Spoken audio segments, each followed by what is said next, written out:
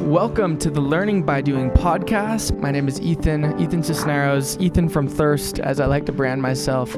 I'm the owner of Thirst Drinks here in Salt Lake. We are a very loud, offensive, ambitious company, and this podcast is part of the documentation of my journey. Here you're going to find insights into me running my business and kind of the behind the scenes. So let's check out an episode.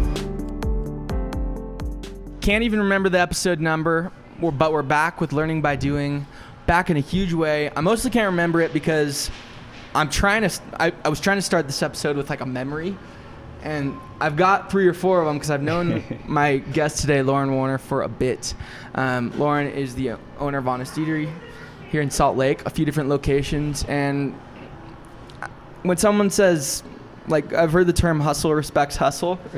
You and I got a lot of that for each other, even though we don't chat that much. This will probably be the longest time we've ever chatted. I know. Right now, dude. It's true. It's true. Like, the first thing I said to Lorin when I got in here is, this is one of the first times we haven't been rushing past each other and been like, oh yeah, but hey, bro, we'll see you later, bro. Kind of interaction. You know what I'm talking about? Oh yeah. But dude, more than anything, so much respect for you, bro. Oh, thanks. I look up to you a lot. I'm a huge fan of your company. So the way we met, was at the Vivint Arena. Yeah. We might have heard of each other's companies before then, but this is right when you were starting up. Yeah. So I'll start off with the story. I had just gotten into the arena, and this is back at the time. We're talking about the Vivint Smart Home Arena, where the Jazz play. This was all I was thinking about was my Jazz location. I can't tell you, like, looking back at it now and how much I don't really like. I have a manager for that store, and they take care of a lot of it.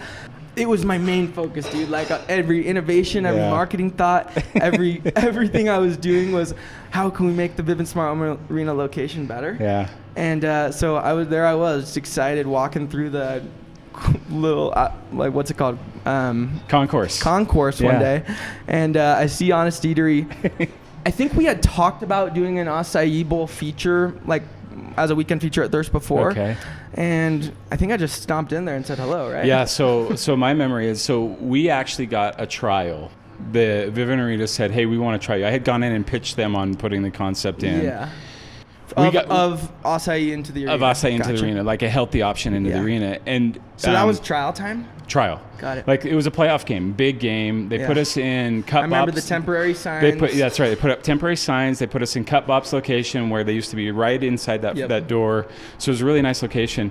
And I had read something about you or seen something about you on TV, like within the 2 weeks before. Okay. Knew you were there, and you came down and just like introduced yourself and said, hey, whatever we can do to help. And so like that for me, it was dope. Yeah. It was. Well, and I remember one of the arena guys, I think I was like, hey, we should maybe do a weekend feature or something together. Yeah. One of the arena guys was teasing me that I was already making deals for the arena. Probably Dante, right? Yeah, something like that. Yeah. So anyways, that's where Lorin and I met, and then we just kind of figured out that we're actually up to a similar mission. Yeah. It's funny because I was thinking about it when I was coming over here. Our businesses like have grown at a similar pace, and they're actually as far as store. So you have 3 stores? So we've got 3 plus the arena. Yeah. So that's kind of like us, 3 plus the arena.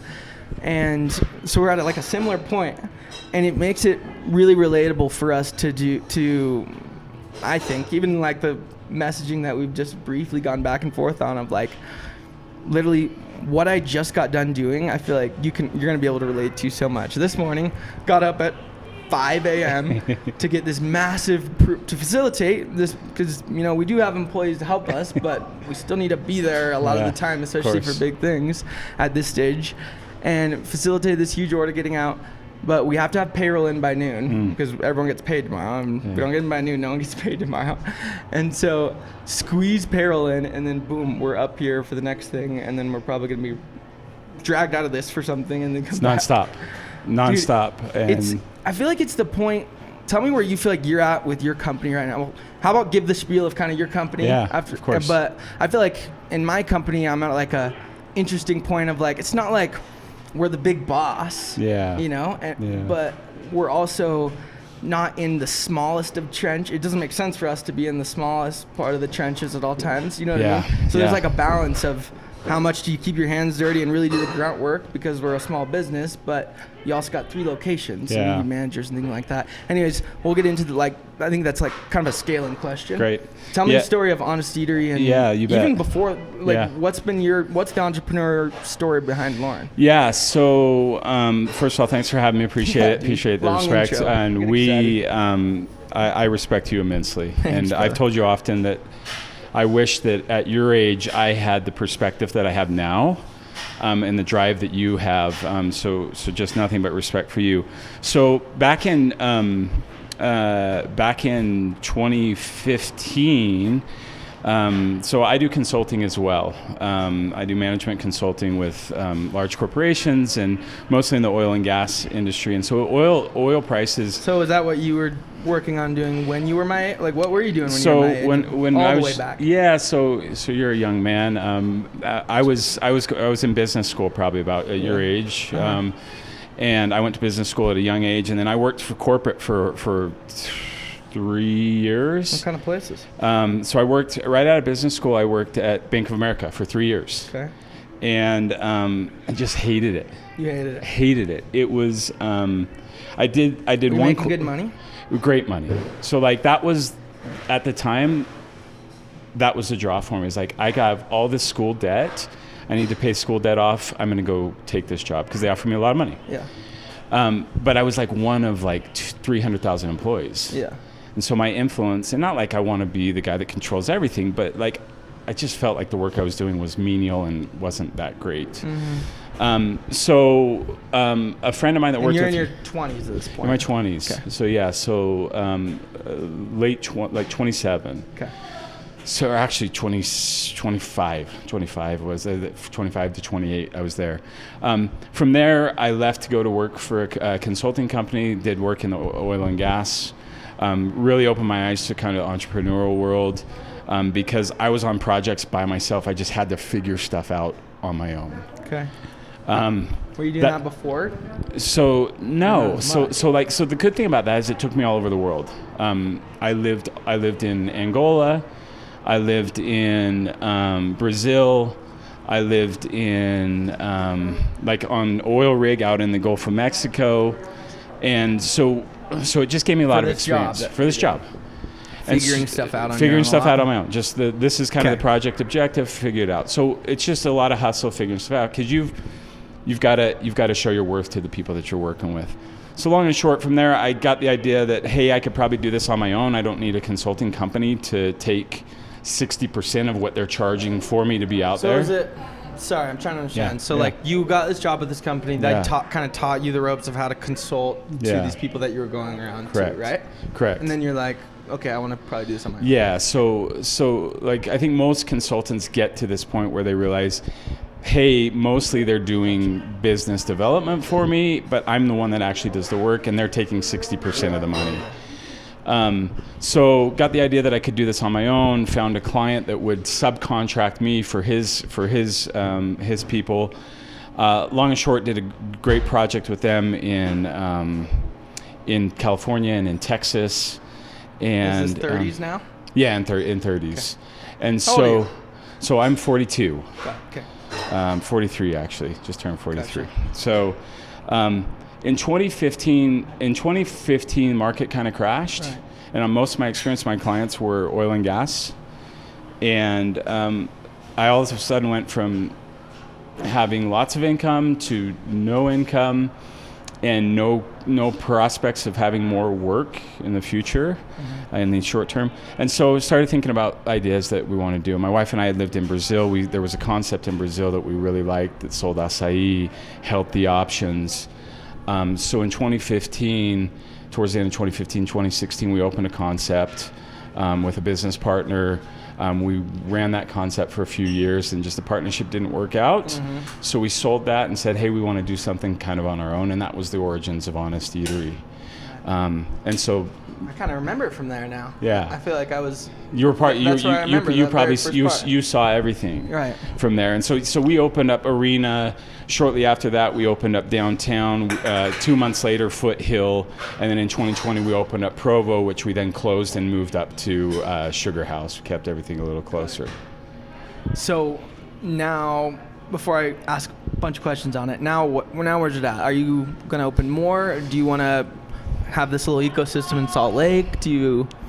Yeah, I mean, so you know how these things happen, right? Like everyone who comes in, they're like, I want a franchise. Yeah. Right? Like you probably get that 20 times a week. Yeah. Right? And so we get that. I'm always a little bit. Does it excite you? It's exciting that it's flattering. That's to me, right. it's like flattering, but it's at this point, it's to your point, it's literally once a week, 3 times a week sometimes. Yeah. You know. So you're right. It's flattering, right? That someone sees your business and say, I like that business. I would want to own that business. Yeah. It's also a little bit concerning. I think you're like me in the sense that you protect your brand. Mm-hmm. And so you're always concerned about your brand and your reputation. Yeah. And when you talk about franchising, all of a sudden you're talking about possibly someone putting your brand trust in someone else, right? Yeah. So now you have Honest Eatery. It's in Salt Lake. Yeah. What about Lorin behind the scenes? Like, what are you trying to do as an entrepreneur? Do you feel like now you're on like a journey to keep going on with entrepreneurship? Was this kind of a thing you and your wife wanted to do? Yeah. Honest is something that's really ingrained within who we are. I'm sorry I interrupt you. I'm picking at you because I feel like I've from afar felt very similar in our journeys and the kind of way we've thought about things. Yeah. But tell me, because I'm interested. So I think you can probably relate to this. I know you can. When we put Honest together, like we really wanted to be part of the communities that we operated in. In fact, downtown, we live downtown. We're on Regent Street. Regent Street, they redeveloped and no one went in. Right. No one went in. Was this right when you opened? Yeah. Like even before, they had built that and no one went in. Yeah. It took coolest street of all time. It's a beautiful street. Needs to be revived almost. Yeah. Well, at this point, it's revived, and it's just people haven't gone in. They wanted the whole thing restaurants. And so long and short, we had our eye on the spot. We went to them early, like a year before, and they're like, that spot is going to go to someone else, and we never saw anyone else go in. So anyway, we kept pushing, and we wanted to go to that spot. But at the same time, we knew that we couldn't just have our first store be a downtown store. We needed something in the suburbs. So you did these kind of together. So we did Foothill at the same. It was always in the vision that we would do 2. Yeah. And so, but it's kind of our community, right? Like this is the area that we live in. We know the customers that come in, and so that was like a big thing for us. Yeah. Tell me about kind of your strategies as an entrepreneur. You know me, I'm a big offensive, loud marketing. Like I love marketing. You know how much I love marketing and stance on that. What do you feel like it takes? I mean, you've been a successful business now for, is it 4 years? Are you on your working on your 4th year? Yeah, if you can't, 3 years is probably more accurate. Yeah. And you had the business before this. What does it take right now to be a successful brick and mortar business where you have to bring people? You're not at an arena. I'm not talking about arena. I'm talking about Foothill or downtown, that Regent Street. Like, how do you bring people into a store? Do you focus more on the customer experience to then, oh, so good, we're going to come back and tell our friends? Do you feel like you're trying to go grab more customers with marketing? Yeah, so what does it take to actually get this done? So by nature, I'm a process guy. That's what I helped in my consulting. I go process. I look at continuous improvement. How are we going to be better? My wife is very much the product driven. Came from a culinary family. Yeah, she's good. Huh? So she developed that. And I'm kind of the process guy, the operation guy, the finance guy, and so I think there are a couple things. I also worked at Grand America, and that shaped my life in the sense of understanding how to serve people. I was there during the 2002 Olympics, and Grand America taught me the importance of actually how to serve others. Good customer service, basically. Yeah. So it was phenomenal. So like you're comparing a hotel industry, which is kind of known for serving you really well, right? Yeah. To a food business. It doesn't even get done enough, but it's so true. Sorry, true. Go on. No, so it's true. So to your point, like perfect though. One of the first things that and I actually, when I did a exchange program in Rio during business school, and I had a class that was called Service Operations. And it was focused on so much restaurants and hotels. And I learned a ton from that class. And what I took away from that class is that the experience that you mentioned before, the guest experience from when they walk into even before they walk into the door to when they walk out has to be there. Yeah. And so how do you build that? Let's stop on that. Like, 'cause the experience, it's so frustrating. It's not frustrating. It's just like, what are you doing when a company gets, or let's just talk about a restaurant. That's what we are, and we'll stay narrow. Although I think it applies. But why isn't every business grateful for their customers, dude? That's what I'm trying to make that like a thing that I always tell my managers and employees. Like, we need to learn.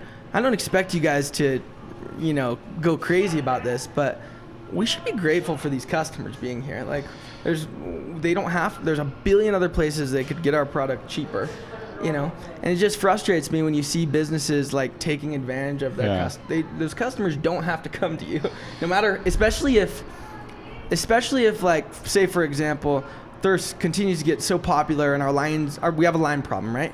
And we are just so like leaning on the fact that we have such a fun Instagram page and everyone's just going to come back anyways, which is something we would never do, that we neglect the actual experience.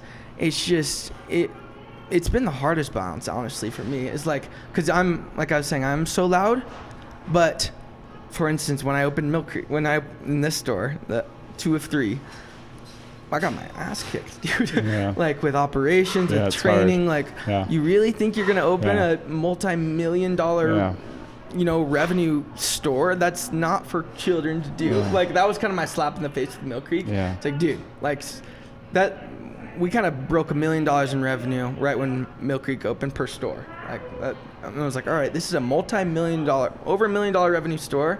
I need to be taking it seriously. When I opened Milk Creek, I was like, I got slapped in the face with that stuff. But what's the balance there? Like, so does that make sense? So I think it's hard to speak to all businesses, right? But I think sometimes what happens in business is you can focus so much on the numbers that all of a sudden when someone walks into the door, they're a number rather than an individual.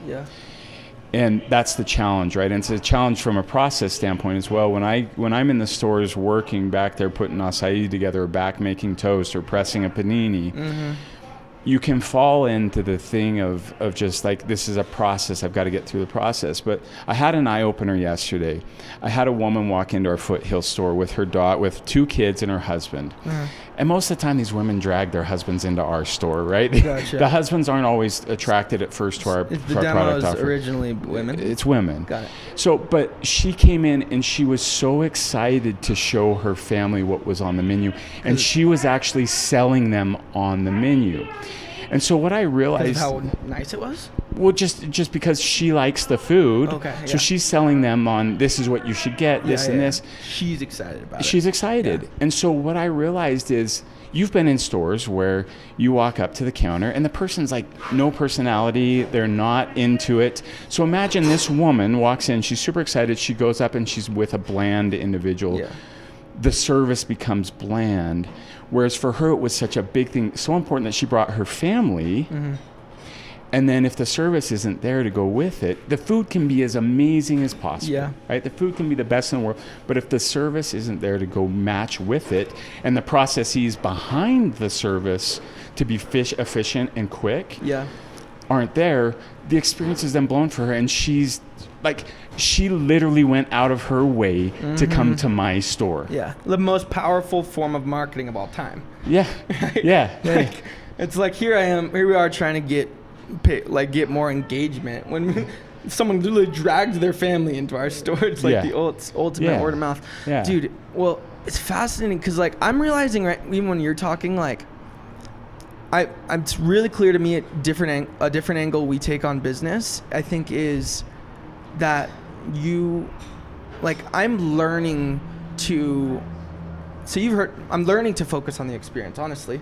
Like, I honestly think it's something that I have, like, focused so much on marketing and sales, and that I haven't even been focusing enough on bringing them back, which honestly is it's just fascinating because you don't do as much marketing as we do. No, not even close. Not even close. But not even close. Here you are continuing to be this equally as successful business. I think it's because the way you're doing you're playing offense by playing defense, almost. In some ways, because you're playing better D than me, and you're probably picking it off and scoring sometimes. That's the way I think about it. Yeah. Like it's you can really win by like if my employees at the win. Well, first off, if the pretzel bites were melted in your mouth, fresh and good, the drink was accurate, and the customer service and free popcorn and the script was nailed, like I know it would work every single time, but I just haven't, like, it's hard. And that was going to be my next question is, okay, so like someone like me who maybe is on the side of too much,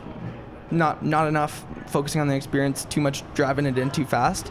How can a business owner really break that down? Because you broke it down. You said you took the whole experience and then you said the service and the food, right? I never even thought about it that way because I usually think, all right, focus on the experience or focus on the marketing. You know what I mean? But you're like, you got the food within it. So to me, was the drink accurate? Were the pretzels fresh? Like I was saying, was the customer service good? Was the wait time long? So you, right off the bat, broke it down. But tell me more about how you think about actually providing a perfect experience, and how do you train your employees to do it? Yeah. So that's a challenge, right? Especially in this market, right? With the it's hard to find employees. But so, a lot of our approach, I'm really hands-on. I think you know this. I see you doing the same. You're making pretzels. Yep. You're in the shops. Every jazz game, he's pretty much in there. I bet. And what are you doing? Are you cutting labor in there? Do you feel like you can't find good enough people? So I just had I had an employee yesterday give me some feedback, which was great. And they said, Lorin, you're really centralistic. It was a nice way it was a really nice way of saying, you're a perfectionist and you like control, and with your brand, you go back to your brand. So the feedback was making so much sense. You love the experience. You don't you would rather it be perfect than you maybe focus more on marketing or scale faster or something. Right? Yeah. So it's making so much sense. So the point is I'm at the jazz games a lot because, for me, as you said before, that's a marquee experience. It's pretty prestigious. I think you agree. To say I'm a small business inside of an arena where an NBA team plays gives you clout. And so I'm super. I want to make sure that experience is right. Yeah. I need to let go a little bit, but I'm in the operation a lot. Yeah. And one of the things that I need to do better, and as such, I'm able to give feedback. I'm able to train. I'm able to help the team, but there's a point where the team has to fly on their own. You said you were big into like process checklist stuff. Is the thing that, because I'm too, I'm just louder about the other stuff, but I do I'm hot on. I built my whole training program in Trainual. I'm really excited about. And I have digital checklists. Yeah. Do you feel like it's more that you haven't processed everything out for someone else to do it, or you're there? Like that part's done. You're not worried about that. It's more you're there to make sure it's getting done still perfectly. Yeah, I think that's part of it. And one of the things that I've learned. So we use Jolt as well. Like you helped reference that. So thank you for that. And I don't feel as bad. It should be some type of operation. But what I find is, as someone that's process oriented, if I put too much focus on that, my employees then put too much focus on that, and then all of a sudden getting the task done, making our acai for the next 2 days becomes more important for the customer that's sitting out there, or the order that has shown up on the KDS. Makes a lot of sense. So I've had to go back and tell them and reset the group and say, task is secondary to experience and to getting the guest experience right. Dude, I really like that. Yeah, it's something we're dealing with in our shop right now. Is like, and immediately in my mind, I feel like we're doing some consulting right now, but immediately in my mind, I thought one of the problems I think I have in my thirst stores, one of the problems we have is labor, managing labor. Yeah, it's so freaking hard, dude. Yeah. I feel like it makes or breaks a business, honestly. If you can't manage your labor, you got a business. If I manage my labor right the first 5 years of owning Thirst, I'd be rich. I don't have any money right now. Like that's how important it is. One of the hardest parts is closing for us, because we'll be busy till say Saturday night, 10 p.m. right? Yeah. One of our busiest nights. We'll crush it, have a double lane drive-through. Then right at 10 we're closed, and we have 7 people sitting there who are all now supposed to navigate the cleaning of this store, which people think just soda. As you know, we're not just serving soda. There's a lot of stuff back there. There's a lot to do. Cleaning fryers, tons of dishes for the whole day.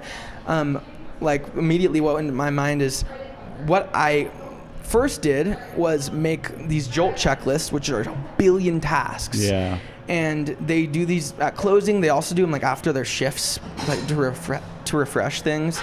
And like it seems like they're robots. Yeah, like they're not even they're not necessarily like working together to clean the store so that they can all go home. It's who moved this specific item and cleaned it, and I'm not doing anything for anyone else because I have this on my list type of thing. Yeah. Same stuff with like responsibilities while you're working. If there's 3 people in the shop, we used to, this is the way we're managing our labor right now, and so I like to think people like us are listening to this, and people like us are interested in the tactics. But like one of the things we're doing right now is, I learned this in Wetzel Camp, by the way.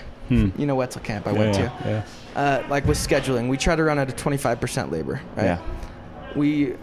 My newest tactic is I made each of my managers a spreadsheet to use to do this, but they have a manager at all times, and every $100 an hour they have an extra person.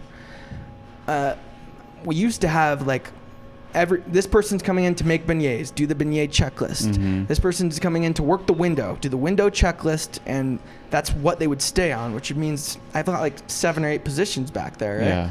Now I'm changing it to this, like, we're here to work the shop. Yeah. And if you got to throw a couple beignets in, make them a creamy, and then make a pretzel bite cup and hand it out the window, then that's what we got to do to make it work. Do you know what I mean? Yeah. So I don't know. Does that make sense? Maybe I'm diving in like, because I'm like, this is the key. I used to think this is the key for freedom and scale of business is write everything insanely specifically out. And that's, some people I feel like tell you that. Like, as I swear I still hear that. And there's like books about that. But I think there's a balance of like, to your point, I'm literally going to add that to all my stuff. It's like all of this is second to what we talk about in our orientation, or, probably, which is we are focusing on the customer experience over everything.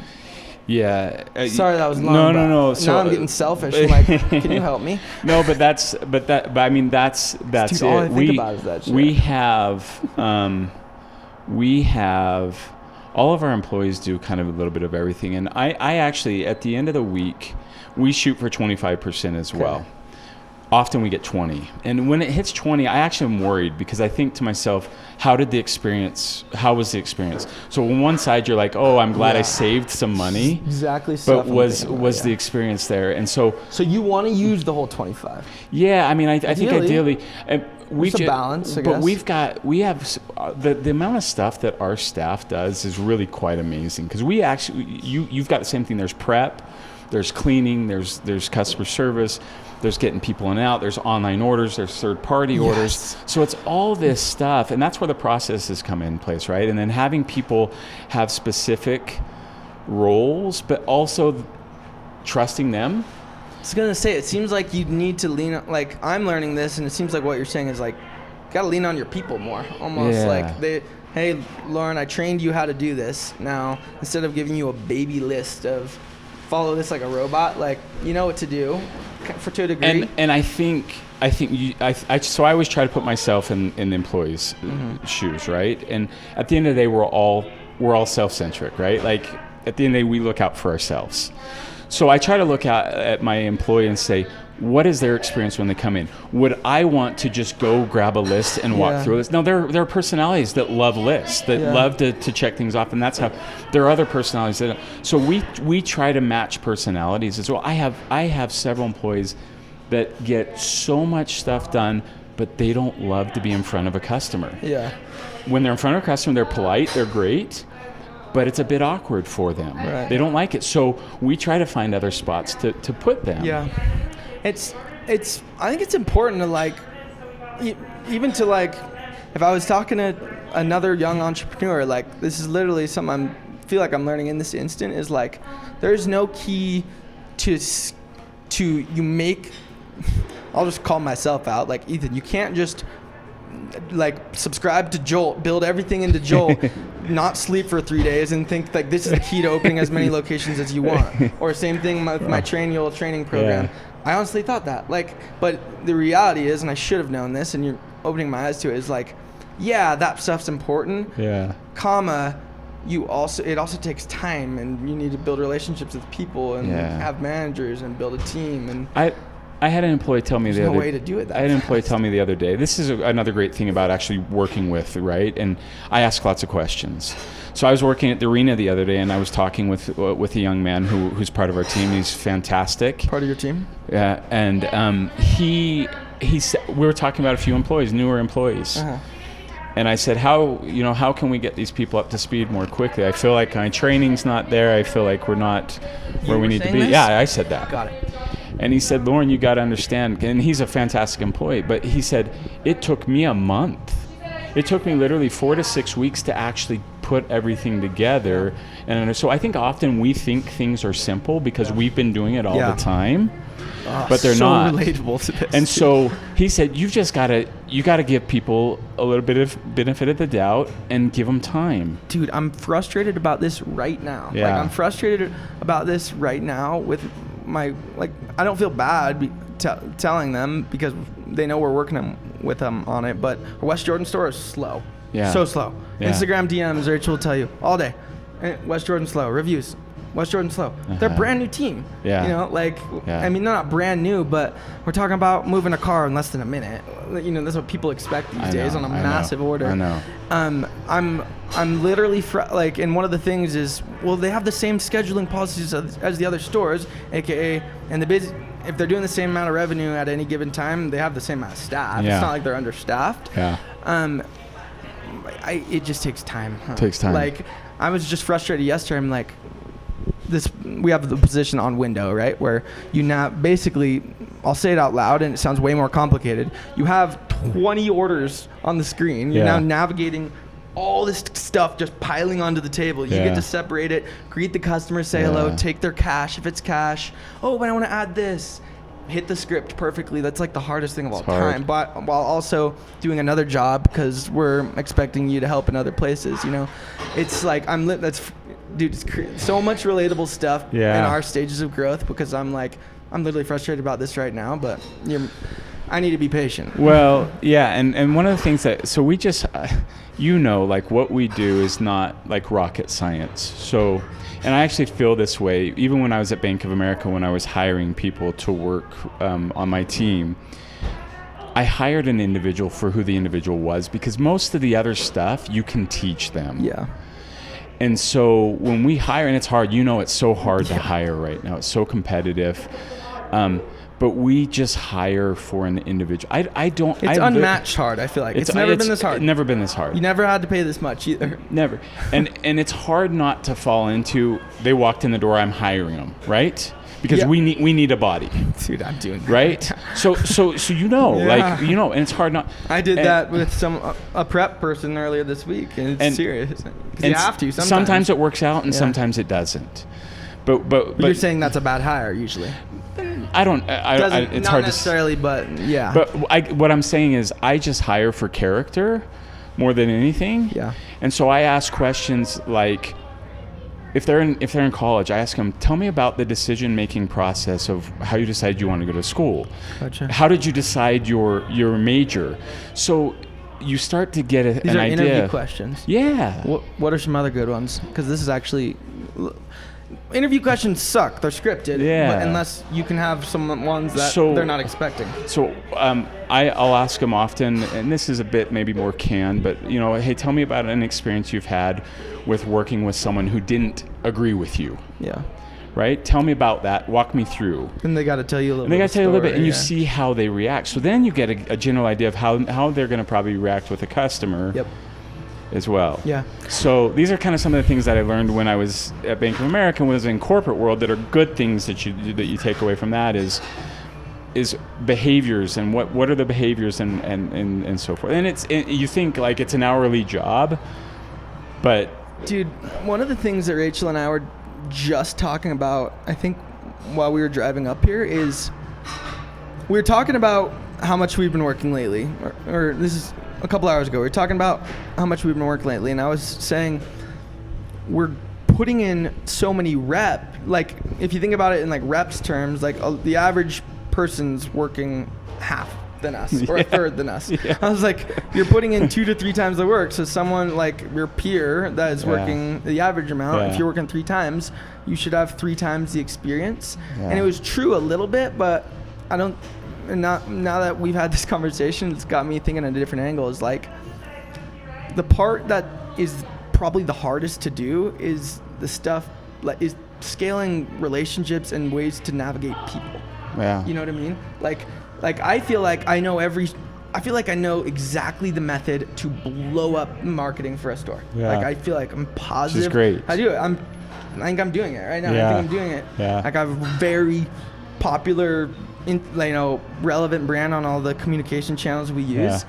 But where I'm not like as wise as I may like think I am is, or I know that this is true, is that I'm still learning how to have relationships with 100+ employees. It's hard. And how to give them what they need and expect enough and hold them accountable. Yeah. And is there anything else that you can like shed on? Like, okay, you have a lot of employees. You have to use them to get your job done. Like what other? Yeah, having employees is the hardest thing of all time. Yeah. I feel like you're rocking at it right now. Well, I don't know about that. I mean, it's hard. It's hard, right? Like everything's really hard, and being someone who loves the brand and is not willing to maybe delegate as much as possible. This is what I teach my clients when I go do consulting work. Is I work with mid-level leaders and frontline leaders and executive leaders, and we talk about delegation. And it's funny because then you look back at your own business and you're like, I'm not as good as what I'm preaching to them. Yeah.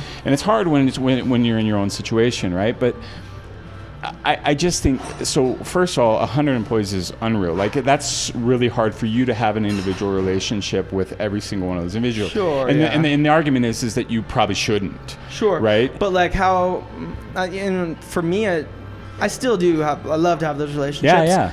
I have transitioned over the last year into like, okay, now I'm at a different point of I worked with my managers of each of the store. Yeah. So I've invested a ton to have a ton of management. Yeah. And like now I'm like trying to figure out, okay, how do I train them to now do what I was trying to do before this? You know, it's because hard. The reality is I'm still learning. Like this is a whole nother thing, but like I don't know the answer just to everything, and you'll relate to this. There's no one else, like, we're at the top, so whatever we say goes. So if you're going to guess or for sure, either way, like, it's hard to navigate, and there's no book, right? Like, so being an entrepreneur, there's how to do that. Yeah. Just like, anything else you can shed a light on with delegation? Well, so I think one thing, and this goes for our company from top to bottom, is I think, first of all, we care about the individuals and their experience in working with us. Oh, yeah. Yes. And I'm sure you feel the exact same way. Yeah. Sometimes as a business, you sacrifice things for the benefit of those that work for. For example, I had a team member yesterday send me a text and said, "Hey, I need Friday off." Well, she was on the schedule for Friday, and I said, "Okay, you need to find someone to work because the schedule's already made." Classic situation, right? Dude. And she wrote back. She said, and I said, "What's going on?" So that opened the door for her to actually. She said, "My professor just changed our exam," and she's at University of Utah.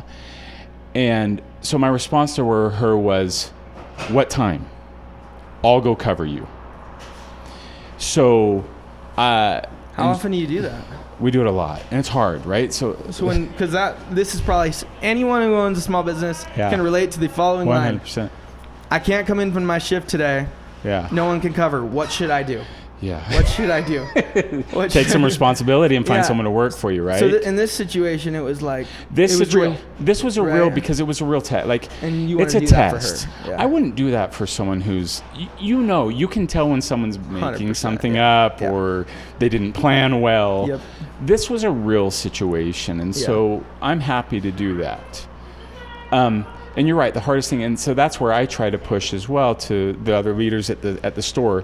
No, you need to talk to them And it's hard. It's really hard. And we've kind of instituted, and this is hard because we need bodies, right? But we've instituted a rule because it's not fair to the rest of the employees. It's not fair to the customer, the guest.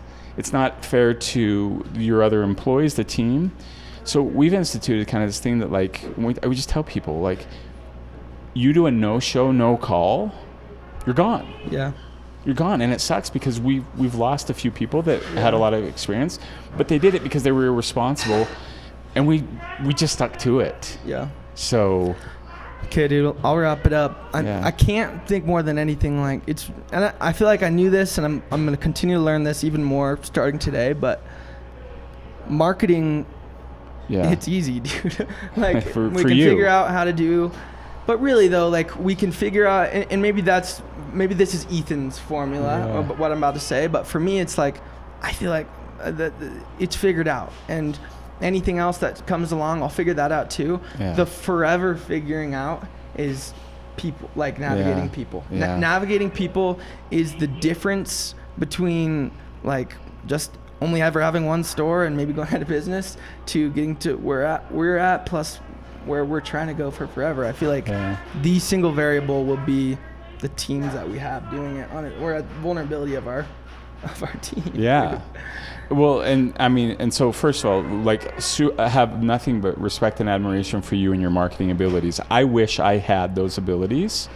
I wish I had time to put more, and we need to, but we've taken a little bit of approach. We had a bit of a large growth at the beginning, and then we've kind of scaled back. Yeah. And we've just said until we get ducks in a row here. Yeah. We'll talk about. And as an entrepreneur, like we're balancing that stuff, you know, like we're balancing when we can't handle a lot more business and when we can. Anything else we need to know before you log off? No, it's just maybe like the last thing is that you mentioned before, kind of like the entrepreneurial life, and I think one of the things that at the end of the day sometimes is frustrating from an entrepreneurial standpoint is especially when you get complaints about the business, and many of those are super legit, we can get better on. There are some complaints that you look at and you scratch your head and you say, I wish that person would take us a minute to have a little bit of empathy and put themselves in our shoes. All the time, I had a DoorDash driver the other day come in. I was running our store, and he was super rude to me. He didn't know that I was the owner, but he was super rude to me. And I actually said to him, I said, you know what? How would it be if we switched jobs for the day? Why don't you let me experience you and you experience me, and then you'll have a little bit of empathy of when you walk in here with a bad attitude and you're upset that we don't have the order ready for you right when you want it. You'll understand why maybe it's not ready right when you have it. And so as an entrepreneur, you just balance so many things. It's so hard to be perfect at everything, and naturally you gravitate to those things that you're good at. And so it's just a challenge. I think. Did they get to these reviews? Cause, I'm not gonna lie, they get to me. Oh yeah. No matter what, I think they'll always kind of get to me because we're trying to be perfect. Because you care about your business and your brand. Yeah. You care about your business and your brand. Yeah. And your guests, right? And actually, at the end of the day, like those opportunities. To catch those and learn from those it's a really good thing. We share the positives and the negative reviews with our team. I have a weird question to end. Yeah. I've never asked this one. Do you have any advice for me? Like you've seen me, like from where we've seen each other. Yeah. Like, what kind of feedback could you give me if you had to give me any? So, dude, honestly, I'm literally just want to know. I'll make you answer because, dude, I have just a ton of respect for you, and I'm literally feel like I'm gonna apply so many lessons, or if not lessons, it's like I know this is stuff I could be good at, but just like focus, on the importance of these kind of things that we were talking about. But So, I'm not in the day-to-day with you. I follow you on Instagram, and we can contact each other. Your statement earlier made me laugh. We ran into each other at Vivint the other day. We literally didn't even say a word to each other. We just gave it. I could tell you hadn't slept. Yeah, like we're both in the same boat. Either. And I just laughed when I got home. I'm like, that was so funny.